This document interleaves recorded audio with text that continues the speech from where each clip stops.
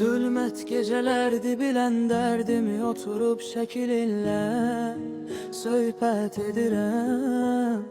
Ayaklar altında əzdi qəlbimi vəfasız insanlara nifrət edirəm.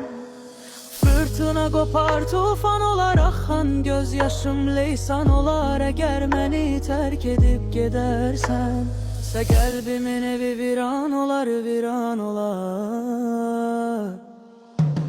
Zülmət gecelerdi bilən dərdimi oturup şəkilinlə söhbət edirəm. Ayaklar altında əzdi qəlbimi vəfasız insanlara nifrət edirəm. Zülmət gecelerdi bilən dərdimi oturup şəkilinlə söhbət edirəm.